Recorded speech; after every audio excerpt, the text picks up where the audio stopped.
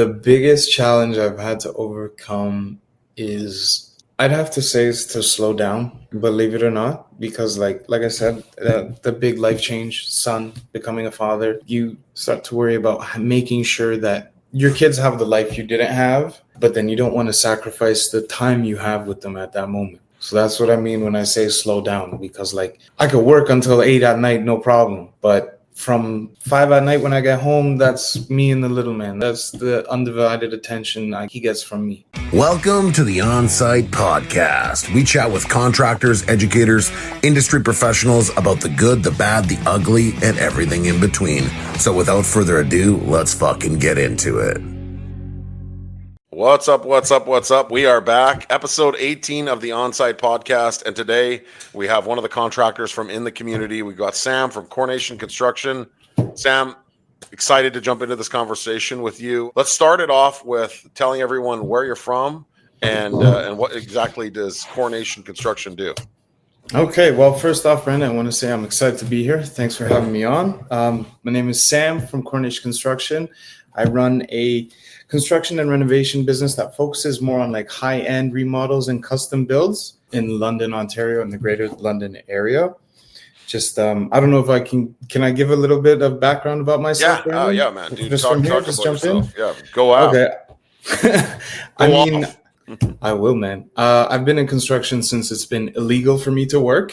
I fell into that trap of if you want to get rich, work in construction. So from like a very young age, while kids were working at McDonald's, I was moving bricks. And then there we go. Ended up moving to London to go to school, construction engineering management. Ended up working a few office jobs, project manager here, estimator there, site supervisor here. And then you realize that the only way to really make money in construction is to own the company itself. So that's when I basically decided to start Cornish Construction there. And then also I started playing around with drywall work as well, just because I had some skill in there. And then, broke off, did my own thing, and here I am now. Cool. And how long have you been on your own for?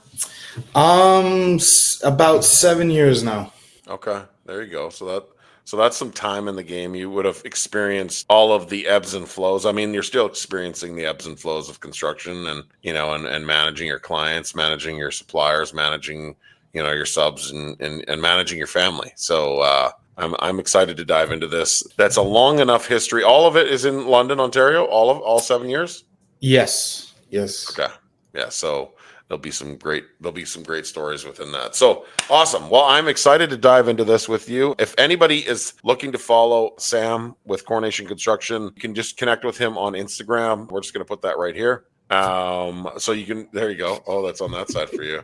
So it's at Coronation Construction. If you reach out, primarily it will either be Sam or his wife that is responding to those messages, but they're super responsive and they've got some great projects going on in the London area. So if you're looking for a general contractor, I would definitely reach out to Sam. He's a great guy, great communicator, and that's probably at the top forefront of what a successful contractor will be, just somebody that's great at communicating. But I want to dive into this. So this podcast is all about getting on site, some of the projects that you're working on. So Sam, I want to hear about, a standout project that you've experienced in these 7 years of being on your own. Something that stands out, maybe good or bad, but just a project in general that, you're really proud to talk about, or maybe you just want to bring some awareness to. Just hitting you with it. So is there a project that you've worked on that has stood out, or that you are working on, or that is coming up that stands out for you? I mean, to be honest, the first thing that comes to mind is a project we just recently finished. Mm-hmm. And it's mostly because it's one of those things where it's like everything that could go wrong did go wrong. Yeah. And I just want to preface that it wasn't like anything that we did. It was a basement reno. It was supposed to be fairly simple, new ceilings, new floors, new everything like that. And then when we started doing the demo, we noticed a bit of black mold, right? I remember. So that's never a good sign. So the whole experience kind of taught me that like how important communication is, especially with the clients and other sub-trades and stuff like that. Because once the mold was found, then we had to stop the work, notify the homeowner, and then get it tested. Got tested. There was some remediation required. So the whole time we're working with the homeowner trying to get this sorted for them. We get the remediation done, only to find out all the studs are rotten. So no. Yeah. So for something that was meant to be fairly simple, only a few weeks, ended up taking a few months. And just the whole time back and forth going with the homeowner with that, making sure they're in the loop, they're in the know, no questions, no surprises, no more surprises. Sorry. Right. And that is a homeowner's worst nightmare. When you're running your budget tight, you've got a project that you're doing, and you're running this budget super, super tight, and then you get hit with mold, and then you get hit with a framing issue. I mean, what happened if you got hit with like an aluminum wire issue or some other problem, along the way? And yeah, it can be very impactful. It can stop a project in its tracks and really kind of, unfortunately leave that client high and dry. These are the uncontrollable, unforeseen situations that just come up, and there's limited proactive solutions that really can be applied. You said you learned a lot about communication and through that whole process. What are some of the things that you I guess you took away from that? I love that, you have the confidence that you can say that, that you learned something, because dude, in construction, most contractors are never going to say they learned anything. They're always just going to be like, oh, it's somebody else's fault, or oh, it's this over that, or they're deflecting. So I'm not saying that you did anything wrong here. I'm just saying, what exactly is it that you felt you took away from that experience that you learned the most? I'd probably say that it all comes down to taking the time to communicate, right? Like, I'm sure a lot of guys in our industry realize, like, once like shit's hit the fan, they want to get things sorted as fast as possible. So they might even like not even notify the homeowner and just move, like, to try and maintain that schedule, just keep moving forward. Where I found it was like very important to like keep them in the loop, to let them know, hey, we found mold. I've gotten in touch with a mold specialist who's going to come in and test it. He's coming this day, and I'll let you know once he sends me his report what he recommends. Right? Mm-hmm. Yeah, it stalled the project a little bit, but at the end of the day, I didn't want to take any risks, especially with mold. They had young kids in the house. Like, I just wanted to make sure everyone was safe and everything was up to snuff. Right. And so this obviously increased the budget as well, right, on this project. What was the client's reaction to that? I mean, they were understanding, because at the end of the day, it was something they had to take care of. You know what I mean? And I was like as upfront as I could be about it. And here's the thing with all kinds of renovations like this, I like to tell people upfront, like, this is what the scope is. I don't know what's behind this wall. I could tell you stories about all kinds of stuff I found behind walls, from like toy skeletons to money to dead animals. Like, you wouldn't believe it. So like this, yes, it was a surprise, but was it really? Right. Yeah, you're always prepared for something. Mm-hmm. Sometimes we're always a little bit excited. I mean, whenever I was renovating a old home or an old, structure, I was always like looking for like hidden things in the walls, like old, I found like old cigarette packs, old Pepsi cans, old beer bottles. But I've never I found a note from the carpenter written inside of a stud that I thought was pretty cool. They're just talking about the project, and sometimes that's like a little bit of pride connected into it too. So I mean, sometimes you're looking for good things, and then I guess sometimes you're looking out for bad things. I mean, I think you lucked out that the client was understanding, because if I'm being completely honest, some clients would not understand, and they would be fucking pissed. And it's not your fault, at the end of the day, that something came up. But I love that you approached it with communication, because that's really all you can do. You can only dive into something and deal with whatever's in front of you that day. And the best way to deal with that thing that is in front of you that day is to communicate it to the client. A lot of people, contractors or people just in general, deflect and they avoid hard conversations. And that's part of this business. It's like, you have to have this uncomfortable, hard conversation as quickly as possible, because if you don't, then you're going to leave the client questioning about what is going on and how things need to move forward. So I think that you approached that really, really well. And I just want to take a 2-second break for a quick little ad. What's up, guys? I hope you're enjoying this episode of the Onsite podcast. So here's the deal. We want to grow this show, and we need your help. It's simple. Pay the tax, share the show. That's it. Let's get back into it.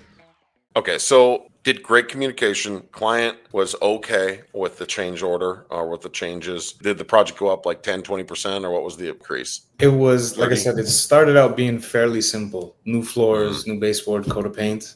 Basically, had to redo the framing and all the wiring and everything like that. So Oh, basically, okay. refinish their basement for them. Oh, start all over. So it's probably Yeah. like a 50 to 60% increase. Mm-hmm. That's enough. And I've been on projects where clients are understanding and where clients are not. And so I think you lucked out there. And I think that my only thing that I would take away from that is just imagine if that client didn't respond the way you got, and if they weren't reasonable, how that would have changed. And this goes for anyone. If you're hiring any service-based business owner into your home, understand that they're just trying to do their job. You know what I mean? You've made your decision. You've hired that person based on whatever the parameters are. And if you're working with any of the contractors that we work with, or that that we coach inside the Elite Builder Society, obviously they're going to approach everything with respectfulness, communication, and honesty. And so it's not like Sam was trying to like make more money. We got other things to do. He's got other projects that probably, if anything, it cost him quite a bit of money in time and delays with other projects and other clients that probably wanted to wanted to work with him. So I'm sure it created pressure for both people. So I think you did really well with that. Is that project done now, Sam? Yeah, we're all wrapped up. All wrapped up. So what are you on? What are you on to next? What are you working on right now? So right now I have 3 projects. We're finishing another basement, pretty simple, standard stuff, bedroom, rec room, bathroom. But then we're also finished turning a outdated bathroom. Think about those like 80s and 90s giant soaker tubs that take up like 60% of the bathroom. And then Corner ones? it wasn't even in the corner. It was in the middle of the bathroom. Oh. Just this monster of a tub, like bigger than a king-size bed. Oh, shit. And just like a tiny shower enclosures. And we're turning that one into a wheelchair accessible bathroom, which is cool. Curbless shower, but like she still wanted to maintain like the soaker tub and everything like that. You guys just did an accessible shower, didn't you? Yeah, we did one a few months ago as well. Yeah, okay. They're really cool. I like that we're able to help people with solve an issue, fulfill a need, basically. Yeah. And plus it makes you feel good to like revamp these bathrooms and make sure that everybody in the household can enjoy them. Yeah. And then go ahead. No, I was just gonna finish wrapping up. We're also doing another kind of top floor renovation where we're turning 2 bedrooms into a 1-bed and master suite. So like think a giant bedroom, closet, and a bathroom. Mm-hmm. And I'm sure you and everybody else in the industry can understand what it's like to add plumbing where there was no plumbing, and all the holes and patches and joys that stuff is. Yeah, man. That's the excitement is trying to really figure out how to take an existing footprint and make it work with a new footprint. And the more reps that you get doing that, I mean, you've been doing it for 7 years, but the more reps you get doing it, it's literally like blindfolded. You can almost like plan exactly where everything is going to go while the walls are still there, because you can almost anticipate the way things are built. But again, depending on who's building it, you never know what kind of surprise you're going to be up against. But I want to talk about that tub. I remember working on a project that had a big ass tub like that, and tankless water heaters, hot water on demand systems, they weren't around. So you had this hot water tank heater. I don't think that it could actually fill that bathtub. I don't think it could. So I think you would have to fill it in shifts. In shifts. You'd have to fill it, and then you'd have to put a warming blanket on it, and then fill it again. And then, after several hours, you'd be ready to have a full tub. It's like literally having a hot tub, in your master ensuite. Probably not too good for the environment. Not that, people are really too focused on that. I mean, some people are. Maybe the government's focused on the environment, but I know that contractors are trying to bring things together as pretty as possible. So, those are 3 pretty cool projects that you got going on, and I love the accessible element. I've done a few of those myself, and the one thing that I remember I was working on the accessible projects was that were you working with like an OT or anything, or these were just people just wanted an accessible bathroom? People, the first one was actually a referral from a designer that we work pretty closely with. And then the other one was just, they saw we did this accessible bathroom beforehand. Yeah. And they wanted to inquire and get one done themselves. I've worked on bathrooms where they incorporate an OT, which is basically like a health professional that kind of ensures that the space is designed and functioning for that person and their needs and disabilities or inabilities or whatever you might call. But one of the things that you kind of connect to accessible bathrooms is you think like hospital. You think that it's like, has no design, no creativity. It's just like white fucking stark walls with grab bars and super institutionalized. Whereas I remember the project that you did, it had a curbless shower. It was all tile, and it was nice. And I think that when you incorporate accessibility with design or just creativity or a little bit of thought that goes into it, you can really, get a product that looks good and functions as well. So who came up with that design on that project? And if you want to follow this project, you can go to Sam's Instagram, which we talked about earlier on, at Coronation Construction. You can check out his project. There's an accessible tiled shower. I think it's like is it like a teal or a gray tile? It's like a teal, kind of like an aqua green blue. Yeah. I don't know what the color is. Yeah. So who came up with the design? The designer, in all honesty, she came up with the footprint of the bathroom. A few things had to be changed just to allow for that accessibility. One of them being is like, again, we had to eliminate that old school shower enclosure.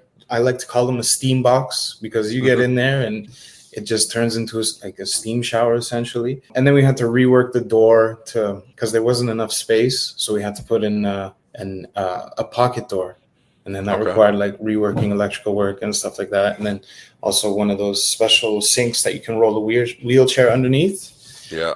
Which was pretty cool. So lots of different elements to incorporate. And so the homeowner, was it younger, older? What was the person that needed this space? They were an older couple. And both of them needed accessibility, or no, it was just the husband there. Okay. He needed the accessible shower. I remember working on a project for a little girl, and I don't remember the disability that she had, but they needed very specific elements where like they bathed their daughter in this tub, and so they needed an accessible tub with access points, and we actually ended up putting the valves right inside, like on the front deck of the tub. We actually put the valves inside the deck, so when you're on your knees cleaning this person, you could have one hand on the person and then a hand on the water if you needed to inside this little box.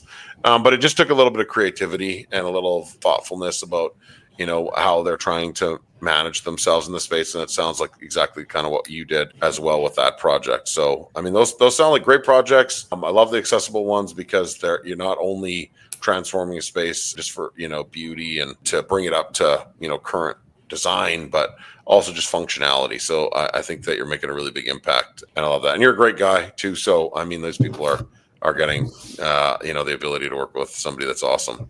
Okay. Now let's talk about your family a little bit. You got a wife and a little one there, fresh little one. Sounds like he's a handful. He's a little asshole. I remember talking to your wife, and she was like, I think mine's broken. And I'm like, I don't know what. And I was like, that is the funniest thing I've ever heard. Because I mean, my kids were probably broken at one point too when they were fighting back. But tell us a little bit about your family. How long you been married for? How old's your little one? You trying to get me in trouble? Asking me how long I've been married for? Ish. No, I've been married for about 6 years. Okay. We've been together for, I want to say 12, 13 years. So we've been together for a while.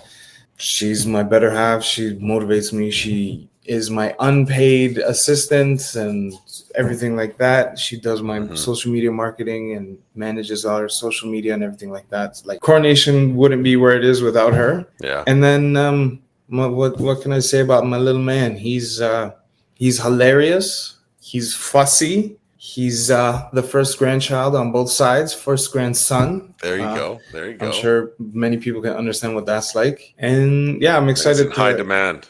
Oh, he's high demand. He wants what he wants when he wants it, and he's gonna get it. Yeah. What? So how old is your little man? He is going to be 8 months in a week.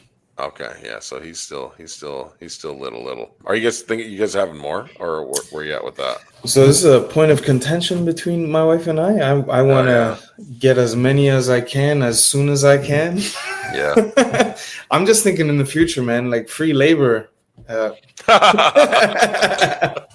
Free you know what I labor. mean? But Yeah. no, I think we're probably gonna stop around like three, maybe.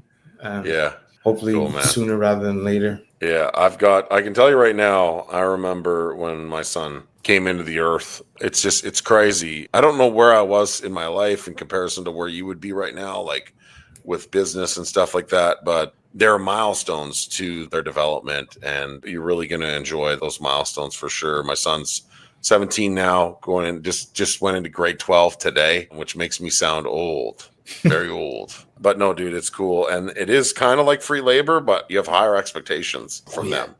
Like I was hard on my son for sure, just on the way he swept or whatever he might do. I was just like, oh, we could do it better. And so I'm excited for you. But there's these cool moments where like they'll hold an impact and they'll put a screw in. And I mean, you're a ways away from that stuff, but it's not that far. And it comes Mhm. quickly. And so just cherish every moment that you get with them, and don't stop, because I've got two.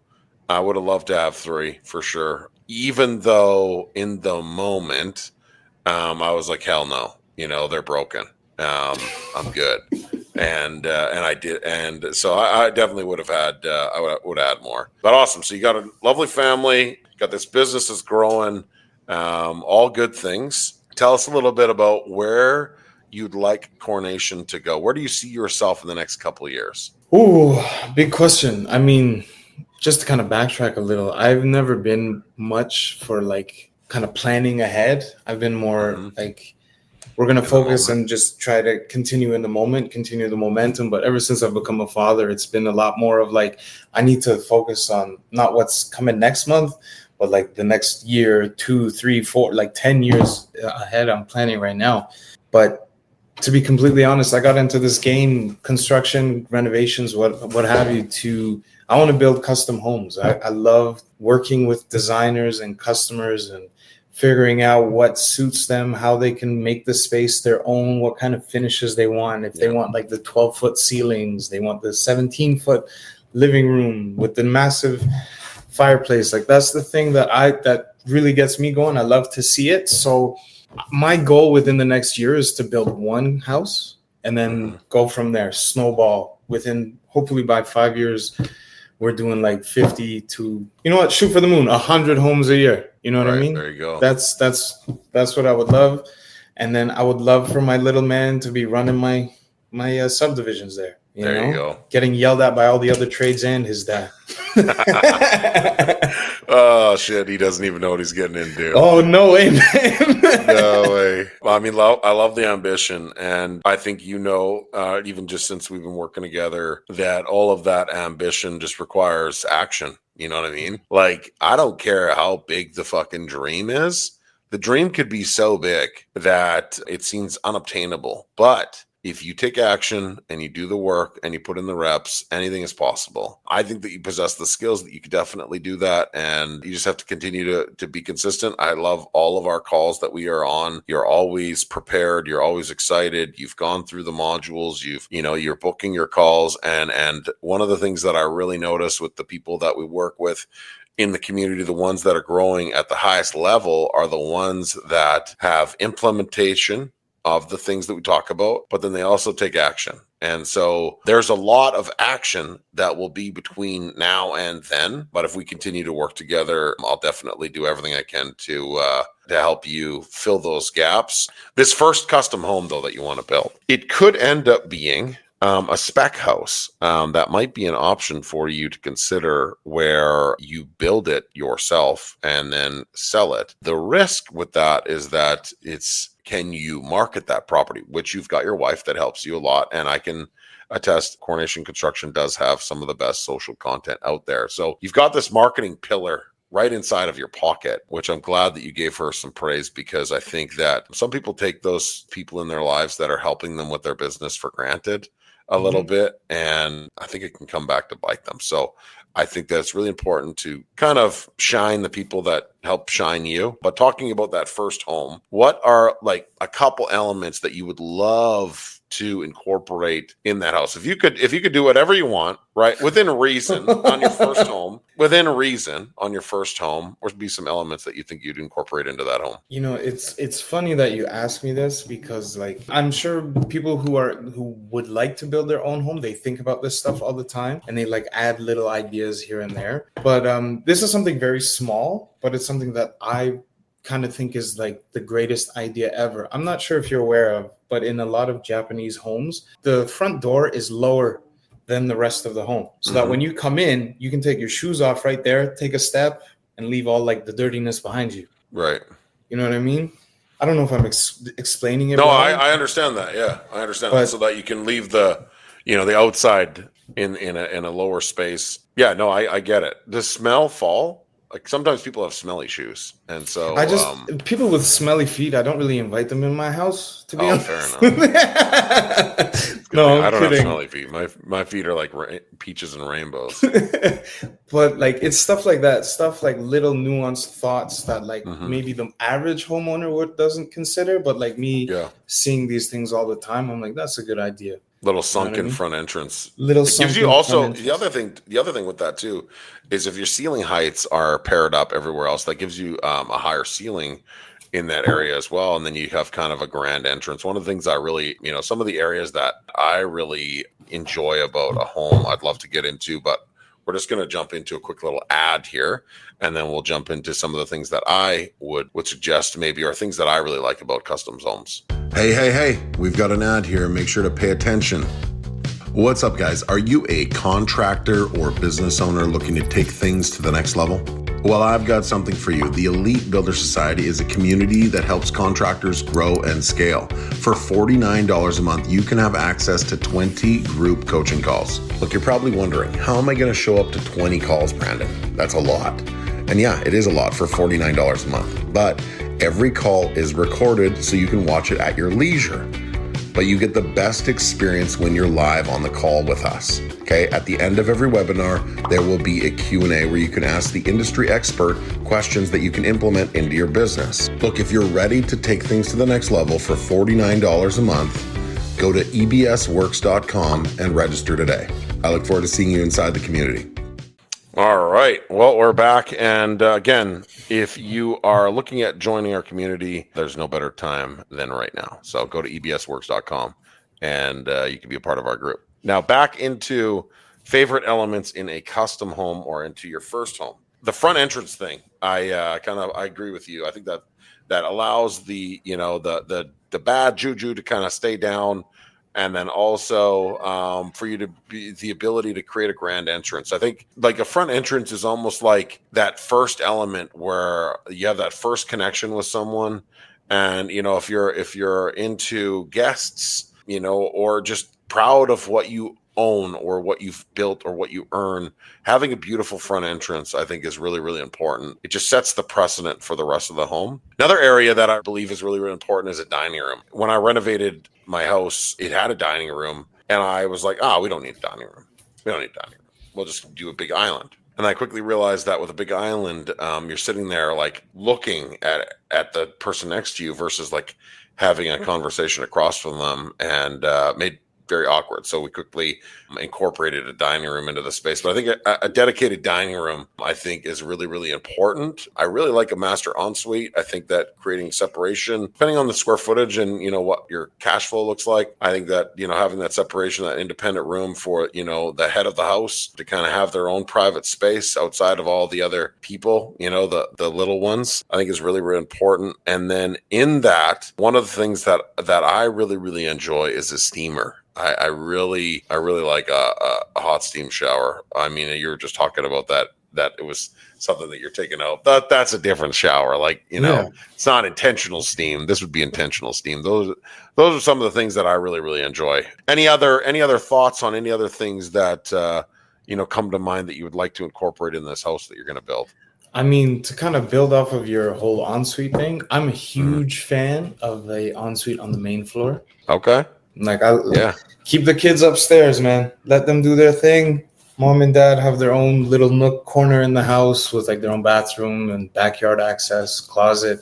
Yeah, no, I That's what I like that. like. I think that's a great, and you can separate that too from like guests and stuff coming over. Or guests can be Mm-hmm. downstairs, but I think that having a master on the main is great, and throwing the kids up in a second story or in a bonus room, is a really good strategy. So I think that is.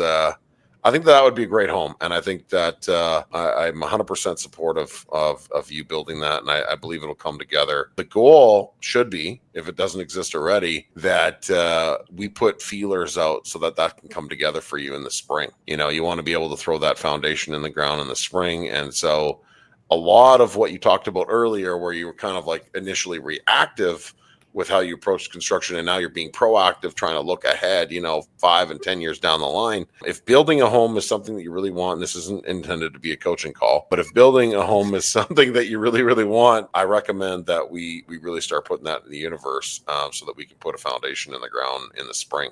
Because if we can do that in the spring, then it will give you all of those other things that you talked about. I think it'll give you the best roadmap to there, and so we can work on that on our calls coming up in the future. Sam, this has been a great conversation, learning a little bit more about you, about your business. Tell me a little bit about kind of what you think some of your strengths are. I know you just onboarded JobTread. That was a little bit of an uncomfortable onboard, but a necessary onboard. I know it's made a big impact in your sales process, but I know some of your strengths, but what do you think some of your strengths are? Yeah. I don't know. It's always uncomfortable when you have to talk about yourself this way, but I feel like a lot of my strengths are like I like to keep homeowners involved, but not too involved. You know what I mean? I give them the bad news, but not like the I like to keep them involved in the big picture. You know what I mean? I'm Yeah. not going to tell them like, Yeah. oh, we're short a sheet of drywall, but I like to tell them I like to let them know who's coming, what material is being delivered, and that's why JobTread was a game changer for us, because it enables us to have that schedule up there to make live changes, upload photos, so that they can look in themselves, and I don't have to be the one to be like, hey, today this is happening tomorrow. The most involved homeowners will look themselves and then be like, Yeah. see, the tile is coming in today. And like, I just want to make sure you'll be there. But like, and then on the other side of that, I try to stay as involved, but not too involved in my projects. Like if again, to build on the tile, if the tile installer is showing up today, I'll be there this morning, make sure they get set up, make sure there are no curveballs, make sure they have everything they need. Right. Yeah. And I think Which is really what you're supposed to be doing as a GC. You aren't supposed to be there micromanaging every decision from 5 a.m. till 10 p.m. at night. And that's why I knew that as soon as you implemented JobTread, and I'm glad you did it early on, as soon as you implemented JobTread, it would give you a little bit more freedom, but also increase the success of your projects. I know when we first started working together, you were doing a lot of the tasks yourself. And then incorporating a lot more sub trades and other vendors to help you get more of your time back is also a part of that whole process where, we can really give our clients a better experience when we really understand what we're really, really good at. And I think I agree with you. Like, I think you're great at communicating, and I also think that you take pride in the work that you do. You don't need to be, a tiler. You don't need to be a painter. I'm pretty sure you can paint, but you don't need to. At the end of the day, you don't need to be able to do all those things. And I think as soon as you understood that, that's where the mindset shifted and gave you the ability to kind of onboard more projects and do more work, which is awesome. And I love seeing that together. And JobTread, again, like I've worked with lots of different. This is not a plug for JobTread. We don't get paid by JobTread or anything like that. It's just good. It's just a great product that really can help you organize your projects and give you more success on your closing process as well. Sam, just to wrap this up here, tell us a little bit about what is the biggest challenge that you think you've overcome in the last 12 months? Hitting you with all kinds. Oh my goodness. This is like becoming a therapy session here, man. Like, Oh, I'm sorry. The biggest challenge I've had to overcome is, I'd have to say, is to slow down.